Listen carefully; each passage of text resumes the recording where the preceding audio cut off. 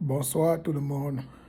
Je fais cette vidéo pour, au fait, pour, par rapport à la vidéo de Philippe Simo, d'où il parle du fait que les Africains ne sont pas respectés dans le monde entier. Donc, et c'est vrai, quand tu pars, voilà, quand tu quittes l'Afrique, tu pars en Europe, aux États-Unis, en Inde, en Chine, un peu partout là, tu te rends compte que la peau noire, c'est une peau un peu, euh, donc c'est une peau dénigrée. On nous, on nous dénigre partout où on part. Et beaucoup les Africains se sentent mal, tu vois. Ils n'arrivent pas voilà, à cautionner ce fait-là. Ils n'arrivent pas à supporter le fait que on ne les respecte pas.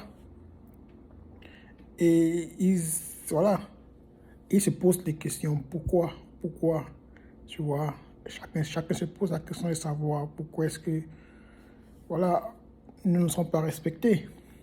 Euh, pour moi, je pense que la raison est claire. C'est très simple. D'abord, nous les Africains de maintenant, c'est-à-dire de ce siècle aussi, on n'a rien prouvé au monde entier, tu vois. On n'a rien prouvé, c'est-à-dire on s'est pas imposé. On a, franchement,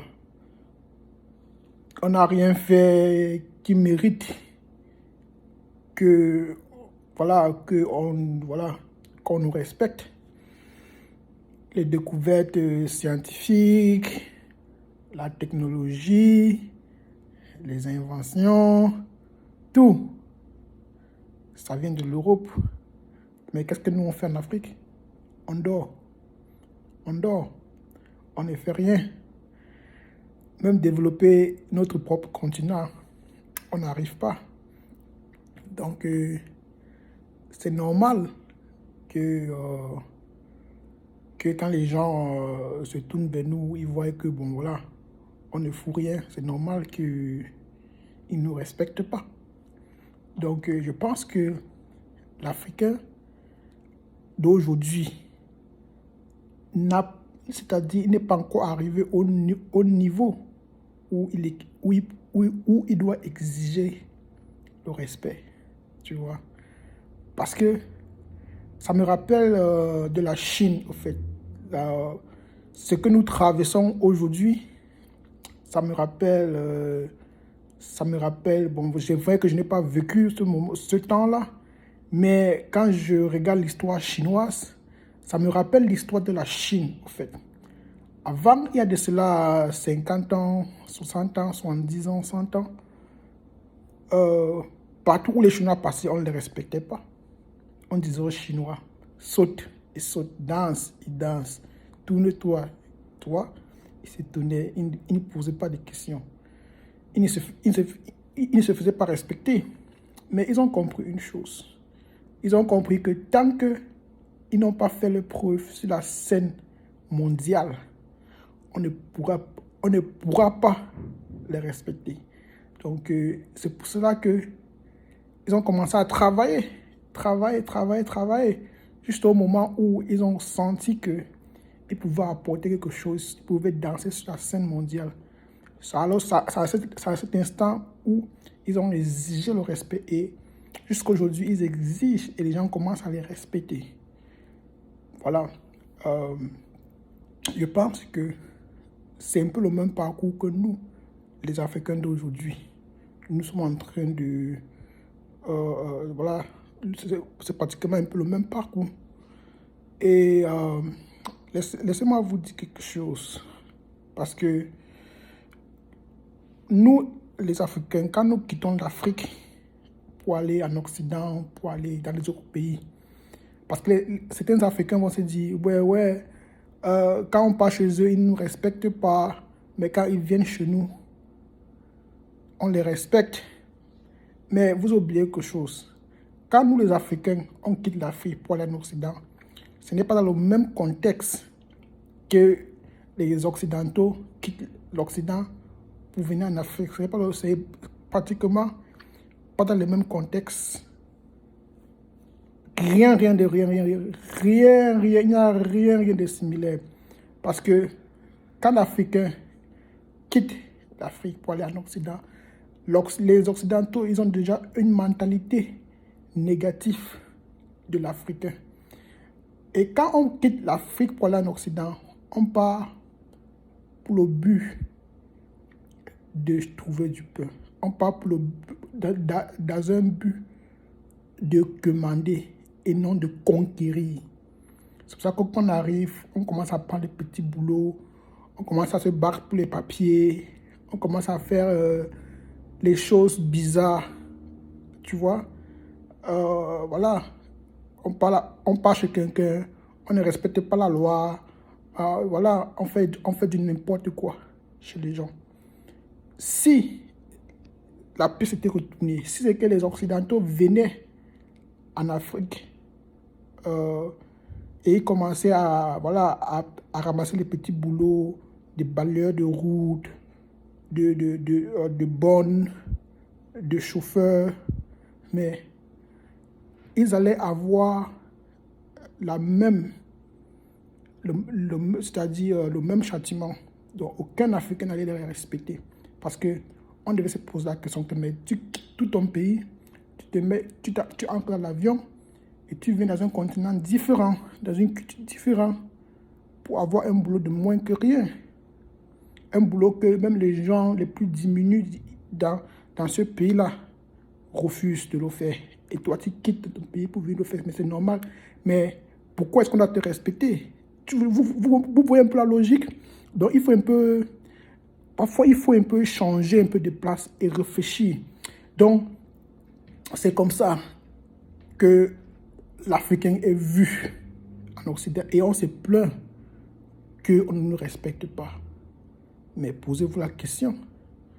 Alors, je pense que il y a beaucoup de gens qui aimeraient que ça cesse. C'est vrai.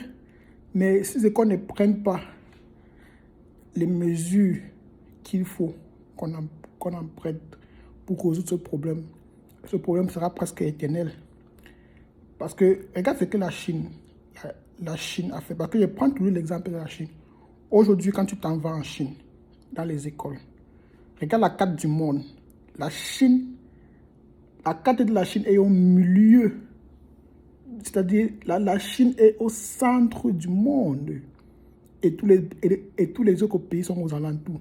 Est-ce que vous savez la puissance que ça met dans le cœur d'un Chinois quand il regarde ça? Ça lui donne une détermination, ça lui donne... C'est-à-dire, il est fier d'être chinois. Tu vois? Et c'est-à-dire, ça l'apprend à s'aimer.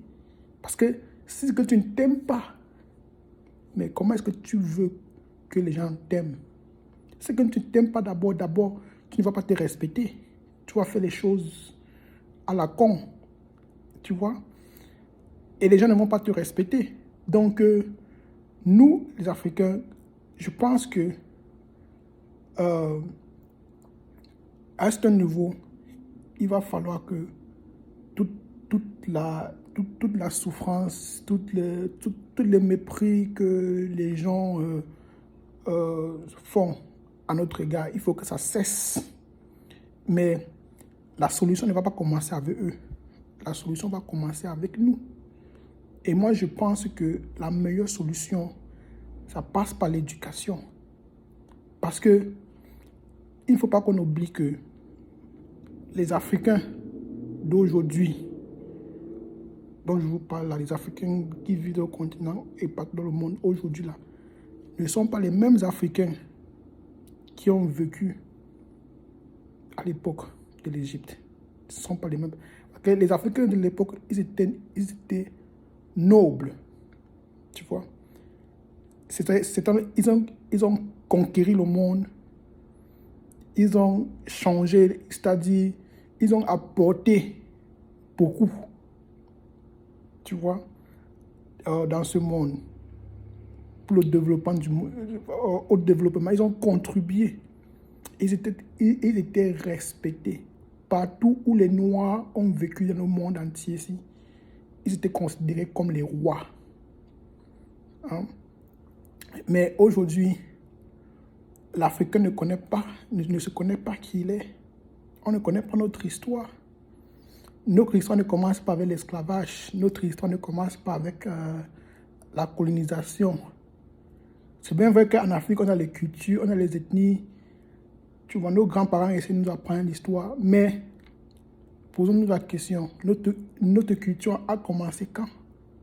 Donc, il y a beaucoup de choses que il faut vraiment qu'on prenne ça au sérieux. Parce qu'il y a des gens qui disent que ouais, l'histoire, qu'est-ce que l'histoire va apporter aujourd'hui? Mais laisse-moi te dire que l'arbre, hein, n'est rien sans ses racines. Tu vois? Parce que notre histoire nous permet de savoir qui nous sommes et où nous allons. Tu vois? Sans ton histoire, tu ne peux pas savoir où tu vas. C'est pour ça qu'aujourd'hui, nous les Africains, nous sommes perdus. Regarde, aujourd'hui, quand on parle du système scolaire en Afrique, on parle du système scolaire occidental en Afrique. Toutes les autres cultures ont leur système scolaire. On parle du système scolaire chinois, on parle du système scolaire coréen, on parle du système scolaire japonais, on parle du système scolaire anglais, on parle du système scolaire français, on parle du système scolaire américain, on parle du système scolaire canadien. Mais quand tu vas en Afrique, on te parle du système scolaire occidental. Donc l'Afrique elle-même n'a pas un système scolaire. Et pour moi, tant qu'on continue à accepter ça, on sera toujours les derniers. Parce que c'est à base de notre éducation qu'on apprend à connaître qui nous sommes. On apprend à s'aimer et on apprend à se valoriser. Aujourd'hui, quand tu t'en vas dans les écoles africaines, mais tu vois voilà, la carte du monde qu'on a mis sur les tableaux, qu'on dessine partout sur les tableaux là, dans les écoles en Afrique. Mais tu te rends compte, c'est une carte qu'un blanc a dessinée chez lui et il vous donne et vous mettez ça chez vous. Quand tu regardes la carte du monde qu'on utilise, tu vois que tous les autres continents sont gros et l'Afrique est minuscule. Donc déjà, ça a un impact dominatoire dans notre conscience. Tu vois? Donc cette carte-là, d'abord, quand on regarde ça, on voit l'Afrique est petite devant tous les gros continents là. Tu vois? Et l'Afrique, quand tu regardes ça, c'est-à-dire l'Afrique est même étouffée parce que l'Afrique est presque au sud là, tu vois? Et tous les autres pays sont un peu plus centrés, tu vois? Ça prouve que l'Afrique n'a pas vraiment sa place dans le monde. Et donc, psychologiquement, ça nous dompte, tu vois? Et notre système, franchement, quand tu es en Afrique, je ressouligne qu'en Afrique, on a les cultures, on a les ethnies, mais il y a une forte présence de la culture coloniale. C'est comme si en Afrique, c'est une sous-culture européenne, donc une sous-culture qui essaye de se réveiller, qui essaie d'atteindre le niveau européen, mais juste parce que c'est une copie de la culture européenne, on ne peut pas vraiment voilà, avoir avoir la même place qu'eux. Tu vois? Donc, on perd notre culture naturelle en faveur de cette sous-culture européenne-là. De toute façon, en Afrique, quand tu portes, surtout au Cameroun, parce que moi je suis camerounais, surtout au Cameroun, quand tu portes des habits traditionnels, voilà, tu marches en route, on te regarde comme un villageois. Hein. Quand tu dis que voilà, tu pars, voilà, fais les rites au village, on t'appelle de sorcier. On t'appelle de tout nom. Juste pour dénigrer ton identité en faveur de la sous-culture européenne qui ne sera jamais la vraie culture européenne. Donc, nous les Africains, on a beaucoup de chemin à faire et on ne peut pas exiger le respect. On ne peut pas. On n'est pas encore à ce niveau-là. On a beaucoup à faire. OK?